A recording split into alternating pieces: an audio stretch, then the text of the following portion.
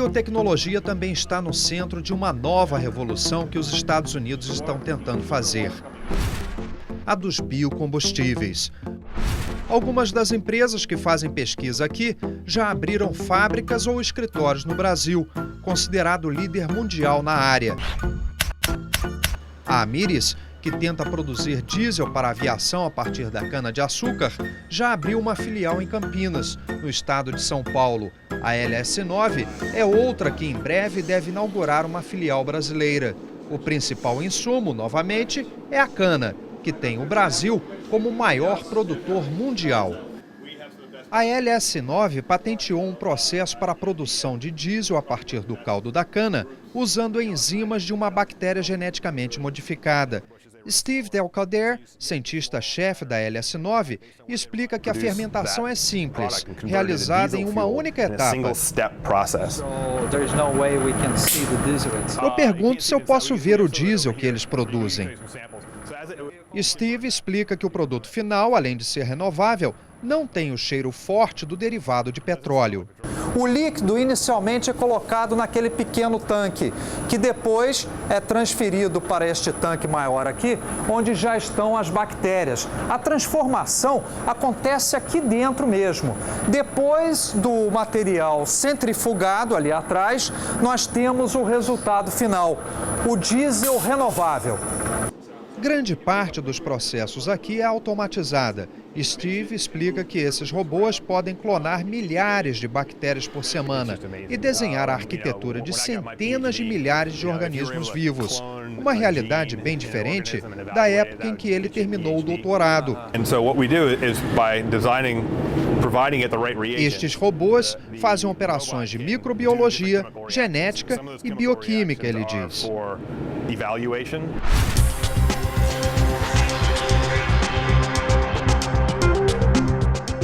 Um dos fundadores da LS9 foi o cientista Chris Somerville, atualmente diretor do Instituto de Biociências para a Energia. A instituição foi criada no fim de 2007, dentro da Universidade da Califórnia, em Berkeley.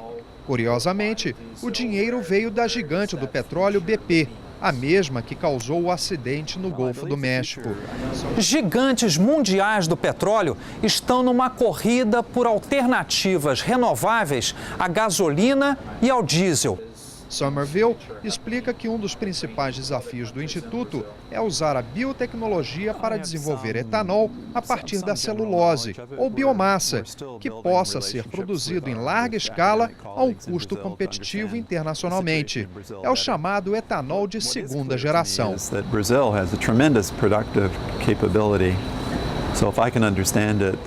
Eu pergunto sobre o interesse internacional no Brasil dentro desse setor. Somerville diz que o Brasil tem uma capacidade produtiva tremenda e que deverá se tornar a Arábia Saudita dos combustíveis e químicos no futuro. Um dos cientistas que trabalham neste projeto em Berkeley é o baiano Amâncio Souza. Os Estados Unidos não têm cana-de-açúcar, né? Mas o que os pesquisadores aqui estão buscando são plantas que consigam produzir grande volume de biomassa. No momento se tem pesquisado diversas vertentes. Algumas plantas são, por exemplo, o switchgrass, que na verdade é um pânico, como alguma coisa parecida com o nosso capim colonial no Brasil. Existe outra chamada miscanthus, que é uma planta parecida com o capim-elefante no Brasil. E são essas duas plantas que conseguem, em clima temperado, um crescimento rápido e volumoso para produzir bastante quantidade de biomassa por área. Então o pessoal tem investido nessas duas energy crops, como eles chamam. Clarissa Berrar, a colega argentina de Amâncio, explica que a América do Sul apresenta grandes possibilidades para o setor, mas adverte que a região precisa se organizar melhor. E cita o caso do Brasil como exemplo a ser seguido no campo das energias renováveis. O governo também ajuda nas pesquisas por aqui. Albany, na Califórnia, abriga um dos centros de pesquisa da Secretaria de Agricultura, equivalente à Embrapa brasileira. Bill Wards é o pesquisador-chefe para biocombustíveis e bioprodutos. Ele mostra alguns objetos que podem ser desenvolvidos a partir de vegetais. Bill explica que o departamento dele está acompanhando de perto as chamadas biorefinarias, que transformam vegetais em combustíveis. Cita o caso da Braskem, no Brasil, que está para lançar no mercado o plástico verde, a partir do etanol de cana. Ele chama o plástico brasileiro de um sonho que se tornou realidade. So this is a truly green version of a plastic. No próximo bloco, vamos conhecer brasileiros inovadores que lutam para vencer no mundo da biotecnologia e o desafio de empresas para crescer no setor. O Caminhos da Reportagem volta já.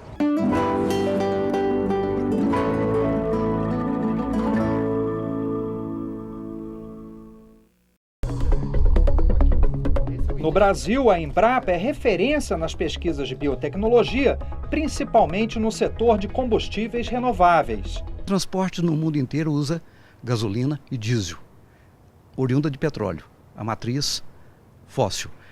O mundo, pensando em energias renováveis, especialmente de biomassa, ele promete um novo desenho de uma nova matriz energética, baseada em energias renováveis, essas de biomassa. Daí etanol e biodiesel são bem visíveis no mundo. O Brasil está fazendo o dever de casa, o Brasil tem uma grande competência instalada e em avanço, promete uma liderança competitiva muito forte nessa área. Um dos desafios para os cientistas brasileiros é melhorar geneticamente a cana-de-açúcar. Assim, será possível, por exemplo, adaptá-la a condições climáticas mais difíceis. Aqui nós temos uma agrobactéria. Ela é o segundo, ou vamos dizer, o primeiro método mais utilizado para transformar plantas também. Transformar em quê? Transformar em inserindo características de interesse.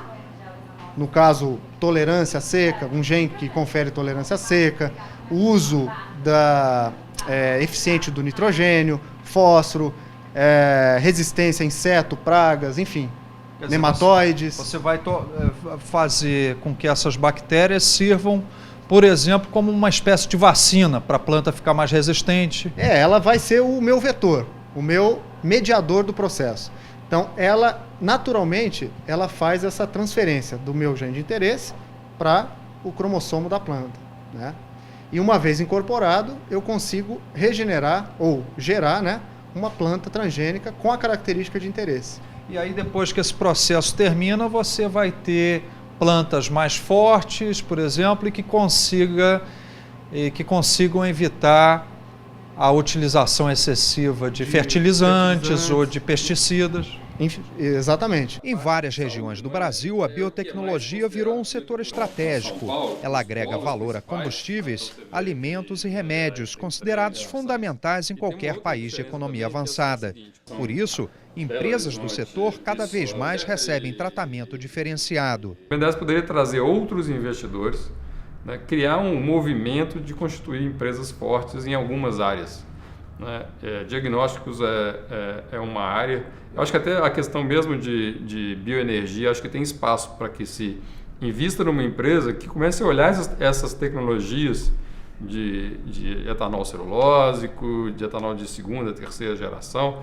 Então, eu acho que há alguns espaços onde o BNDES poderia não ser o principal agente, talvez, investidor, mas que ele pudesse alavancar o processo.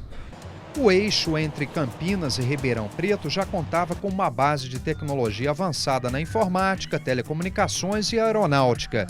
A biotecnologia foi um passo natural na parte do país onde mais se produz cana-de-açúcar. Rica em sacarose, ela é uma das grandes fontes energéticas da natureza. Além do mais, a região é uma das grandes produtoras brasileiras de papel e celulose, de onde também pode sair o biocombustível.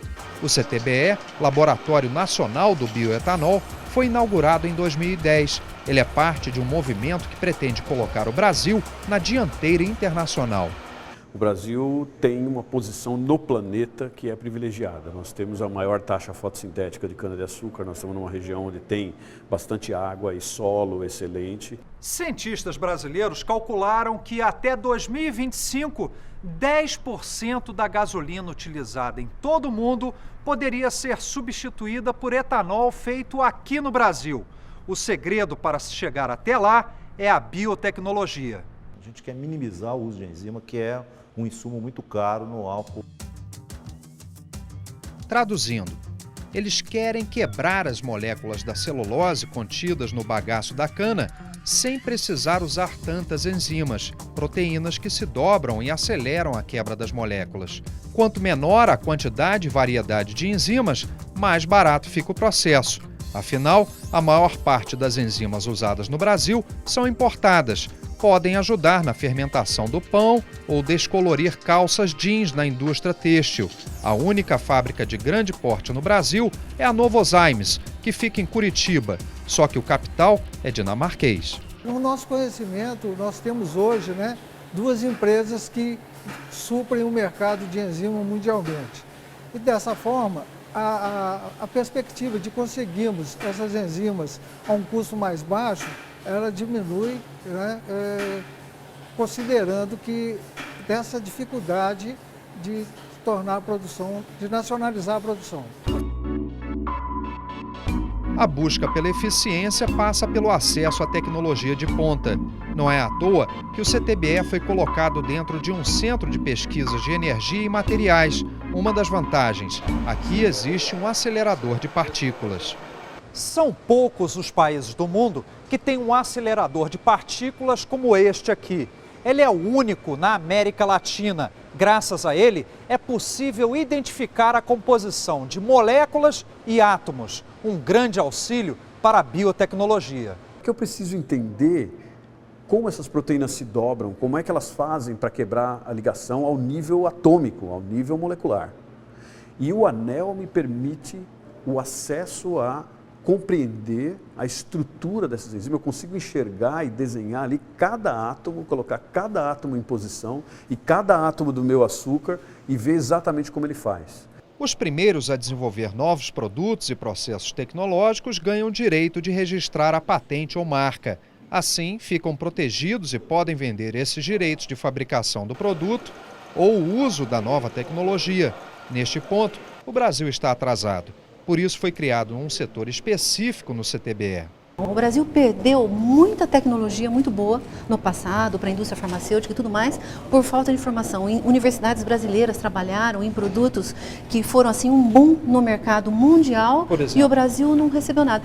O Capotem, que foi um fármaco para hipertensão arterial, várias universidades brasileiras trabalharam nele, USP, Unicamp, e uma multinacional depositou a patente. No Brasil ninguém depositou a patente, não se sabe por quê, eu suspeito que era falta de educação a respeito.